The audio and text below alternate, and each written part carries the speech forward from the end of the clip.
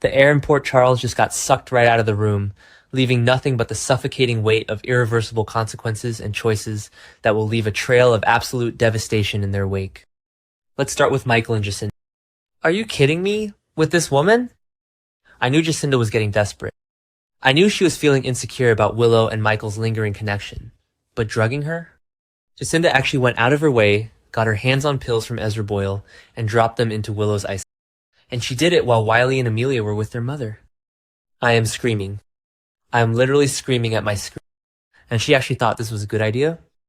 Like, in what universe does poisoning the mother of Michael's children help him in a custody battle?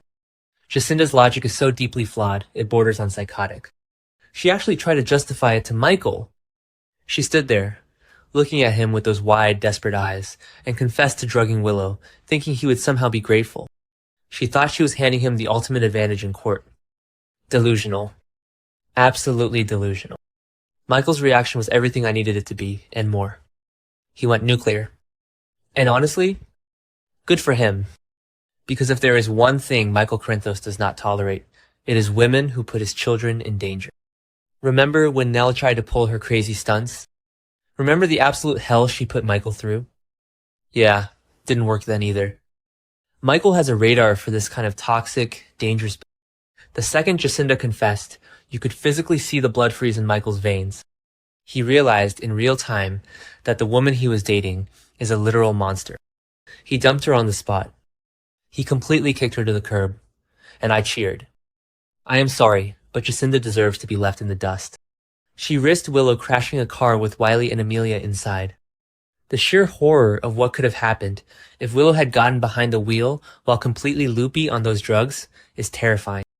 Michael coldly told Jacinda to get out of his life forever, and the sheer desperation and fear on her face was almost sad. Almost. But I have zero sympathy for her. She crossed the line that you just cannot uncross. Michael is completely done, and I am so here for him protecting his kids at all costs. Wait, I'm getting ahead of myself, because if you thought the Metrocourt Gardens drama was intense, we need to talk about General Hospital. Okay, back to the point. Anna Devane. My heart is breaking into a million pieces for Anna right now. I have loved Anna for years. She is our legacy hero, our super spy, the woman who always does the right thing. But right now, she is completely losing her mind. Peter August is dead. He is dead. But somehow, Wes Ramsey is still on my screen, and Peter is still ruining lives from beyond the grave. Anna's hallucinations are getting worse, and Peter is acting like the devil on her shoulder, whispering these dark, twisted, brutal commands. And he has convinced her that Britt Westbourne is a massive threat to her family. And because Anna's psyche was so completely shattered during those 9 months of captivity at Windermere, she is actually listening. I was on the edge of my seat, watching Anna set up this trap for Britt. Anna Devane, staging a fatal medical accident at the hospital. I mean, what is happening? She was methodically planning to murder Britt. The suspense was agonizing. I was literally yelling at my television. Anna, don't do it. Wake up. She is standing right on the razor-thin edge between being a hero and becoming a cold-blooded killer. It is so hard to watch her descend into this 1985 DVX-era ruthlessness. And then, just as the trap is about to spring, who walks in? Rocco Falconeri. Thank God for Rocco. The kid already has enough trauma to last a lifetime after the whole Ross Cullum shooting, but he inadvertently saved Britt's life just by showing up at the exact right second. Rocco interrupted the whole setup, and the trap was delayed. I let out a breath I didn't even know I was holding. But the danger isn't over. Anna is still trapped in this dark, hallucinatory nightmare. Valentine's perspective on all of this is just gut-wrenching. Valentine loves Anna. He has always loved her. Even when he's with Carly, there is that deep, undeniable connection. And he is watching the woman he loves slip away into total darkness. Valentine is terrified that Anna is going to cross a line that will destroy her soul forever. And honestly, am I the only one who thinks he might be the only person who can pull her back? I know some people are loving this dark Anna storyline, but personally, it is giving me massive anxiety. I just want our hero back. So, we have attempted murder at GH, poisoning at the Metro Court, but let's switch gears to the courthouse because my blood is absolutely boiling over the Curtis Ashford trial. I am fuming. I am typing this so aggressively right now. Portia Robinson, what in the world are you doing? Portia took the witness stand, and she did not hold back. She threw Curtis straight under the bus, backed it up, and ran over him again. She testified, on the record, under oath, that Curtis completely ruined Isaiah Gannon's surgical career. Jordan begged her. Jordan literally cornered Portia in the hallway before the trial and pleaded with her to soften her story for the sake of baby Desmond. Jordan told her that Curtis shouldn't go to prison just because Isaiah has a big mouth. But did Portia listen? Nope. She was ice cold. Because here's the real tea. This is not about justice for Isaiah's hand. This is about custody. Portia is actively using the legal system to build a permanent, damning record against Curtis so she can wave it around in family court. She wants full control of baby Desmond. She wants Curtis locked up in Pentonville so that Isaiah can seamlessly step into the daddy spot. It is so incredibly manipulative and ruthless. I mean, I know Curtis messed up by punching Isaiah, but a long prison sentence? Portia is intentionally destroying the father of her child. Martin Gray tried his absolute best to save Curtis. Martin went on the offensive during cross-examination, and it was classic slick lawyer goodness.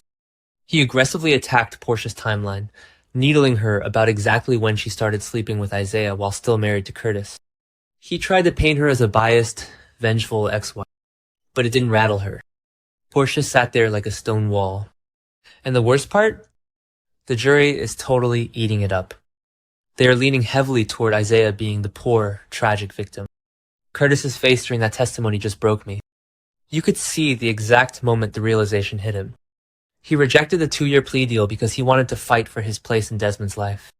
He didn't want to miss Desmond's childhood the way he missed Trina's because of Portia's. And now he might get slapped with a massive sentence, and he is going to lose everything anyway. It is a Greek tragedy. Curtis is watching his freedom and his family slip through his fingers, and his ex-wife is the one holding the scissors cutting the rope. And speaking of Trina, my girl Trina finally snapped, and I am so incredibly proud of her. Am I the only one who cheered when she made her decision? Trina has been dragged through the mud by the Ashford and Robinson family drama for years. The paternity lies, the mob violence, the trial, the screaming matches in the hospital hallways. It is too much for a young woman who is just trying to focus on her art, her music showcase with Geo, and dealing with her own terrifying stalker situation. Trina looked at the absolute toxic wasteland that is her parents' relationship, looked at Portia trying to send Curtis to prison, looked at Curtis's violent outbursts, and she said, "I'm out." She officially cut ties with both of them. She walked away. And honestly, it is the healthiest decision she has ever made on this show. Trina needs to protect her own peace. She cannot keep carrying the emotional baggage of adults who refuse to act like adults. I just hope she leans on Gio and Ava right now, because she is going to need a strong support system while her family implodes.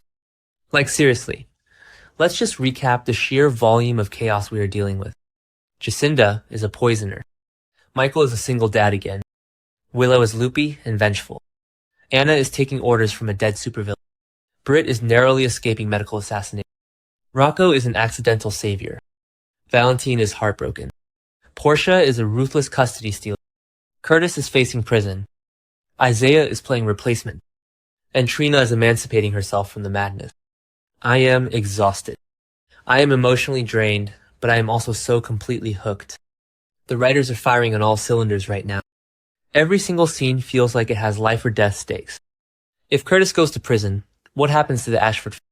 If Anna actually hurts Britt, how does she ever come back from that? And what is Willow going to do to Michael and Jacinda now that she knows she was drugged? The fallout from this episode is going to fuel the drama for the rest of the year, and I am strapping in for the ride. Will Anna's deadly hallucination finally claim a victim? Or can Valentine pull her from the brink before she destroys herself? Drop your wildest theories in the comments below, hit that subscribe button, and let's survive this Port Charles madness together.